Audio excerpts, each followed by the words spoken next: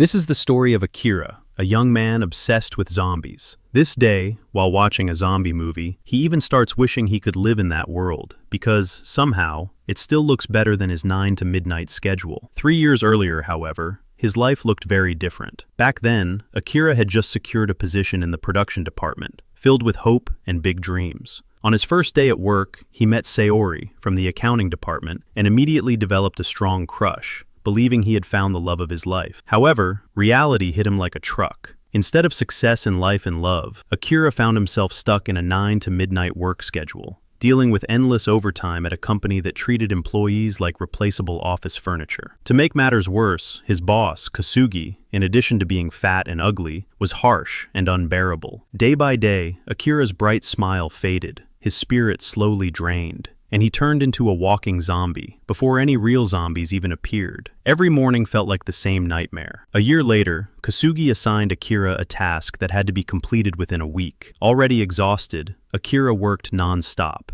even skipping his lunch break. Noticing this, Sayori kindly brought him some food. Touched, Akira joked that she was the only one keeping him sane. But later, he discovered she was actually the CEO's mistress, which completely changed how he saw her. With Sayori no longer a source of motivation, Akira began to question why he was still working at the production company. He thought about finding another job, but felt he didn't have the time and didn't want to burden his team. And as he entered his 3rd year, the stress kept building until it pushed him to the edge, and he began to contemplate suicide. Searching for some comfort, he turned to TV shows that discussed workplace etiquette and emphasized the importance of worker safety and well-being. But unfortunately, he is not getting any. The next morning, he wakes up exhausted, as usual. He steps outside and notices a reminder letter on his door about an unpaid fee for his bike parking space. Deciding to sort it out, he goes to speak with the building manager. However, there is no response, and the manager's door is left slightly open. Curious, Akira steps inside, only to find that the manager has turned into a zombie. Before he can process what's happening,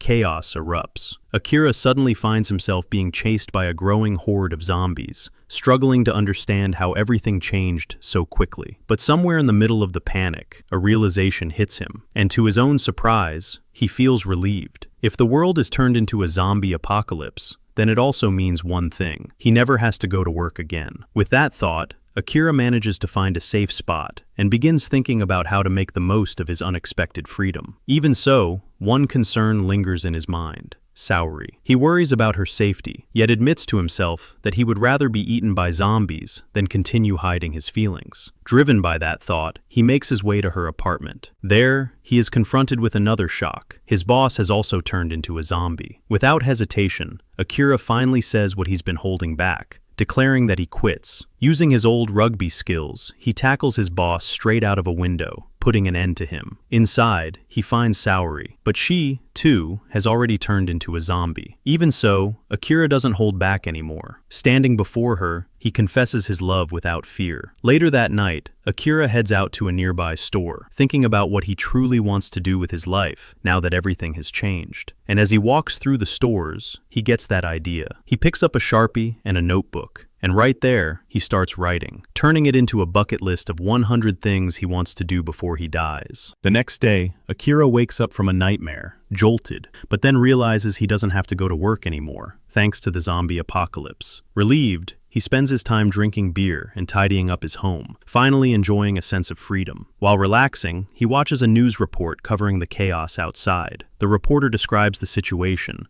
but before she can finish, she is suddenly attacked and killed by zombies. Akira watches the scene in silence, briefly reflecting on how serious things have become. But the moment passes quickly, and his mind drifts to something simpler. He wants more beer. Unfortunately, he's already run out. Reluctantly, Akira leaves his home to restock, and as he moves through the area, a couple on a nearby balcony, who haven't turned into zombies, notice him hanging around one of their poles. When they call out to him, Akira explains his situation and his plan to get supplies. He promises to bring some back for them after his trip to the store. At the store, Akira notices a girl calmly drinking water. While picking up beer, he tries to strike up a conversation and even asks for her number. However, she refuses and scolds him for risking his life just for beer. She makes it clear that she wouldn't team up with someone who doesn't have their priorities straight. Akira brushes off her words, but suddenly, a group of zombies begins entering the store. Before he can react, the girl grabs him and pulls him to safety, just as a truck crashes into the building, wiping out the zombies. Shocked, Akira thanks her, but quickly realizes that his bike has been destroyed in the crash. Left without a ride, he finds a motorcycle and uses it to return to the couple's home. However, when he arrives, he finds their place covered in blood and badly damaged. From the state of the house, he understands that they are either dead or have turned into zombies. Disheartened, Akira returns home and starts reflecting on his life. He takes out his bucket list and begins crossing off items. It turns out he has already completed 33 of them. In a flashback, the girl from the store was working out while listening to emergency broadcasts on her radio. The reports said the situation had been getting worse every day, and there had been no official word from the government. Some feared that the zombies had already overtaken the entire country, leaving no organized authority to respond. If that was true, then everyone was on their own. She had tried to contact the LA station but received no response. Accepting the reality of the situation, she had begun writing down a list of activities to keep herself from becoming like the zombies. From her apartment, Shizuka had carefully observed the zombies and concluded that there were generally two types, those that moved quickly and those that moved slowly. Being able to tell the difference, she realized, was critical for survival. With this understanding, she had left home that day to gather essential supplies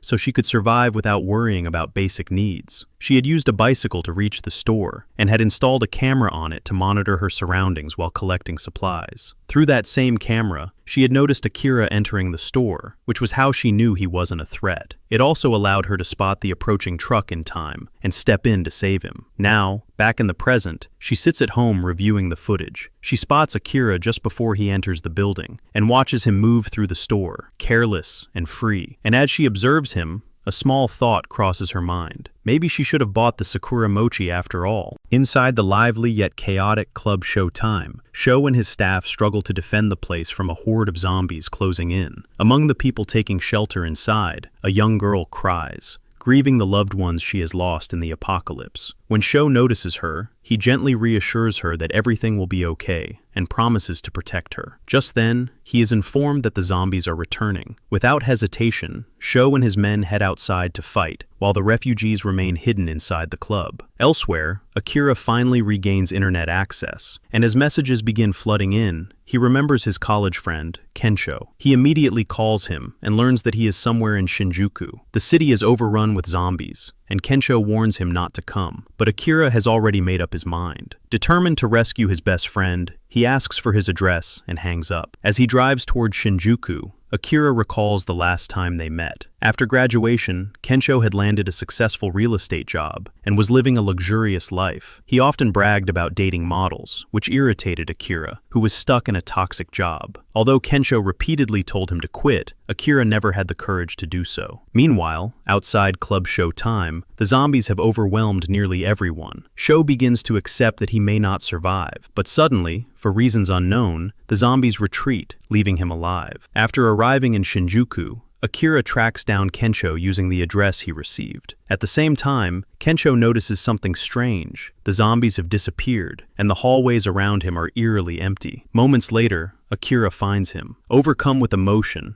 Akira breaks down in tears. He admits that he regrets staying in his toxic job, especially when Kensho had advised him to quit long ago. He finally understands that his friend was right all along. Kensho, caught off guard, struggles to respond. He gathers himself, wanting to say something in return, but before he can, the zombies suddenly return. With no time to waste, the two friends run for their lives, heading straight to the rooftop as the undead chase them. Once there, they slam the door shut and block it with whatever they can find. Still, Kensho knows it won't hold for long. As he begins to feel that this might be the end, Akira looks across and notices another building nearby. He suggests that the gap might be small enough to jump across. Kensho is shocked and calls the idea suicidal, trying to stop him, but Akira is already moving. Without hesitation, Akira takes the leap. He barely makes it, landing hard and injuring himself, but quickly reassures Kensho that he's fine. Even after seeing this, Kensho hesitates. He doesn't believe he has what it takes to make the jump.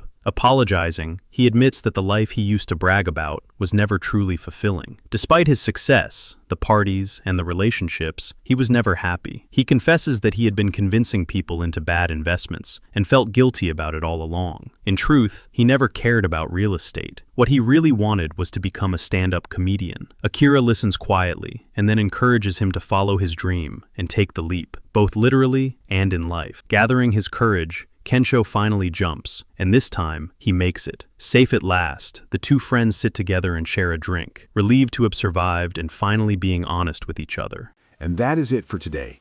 If you enjoyed this recap, please subscribe to the channel, hit the like button, and feel free to write whatever you want in the comments section. Thank you for watching.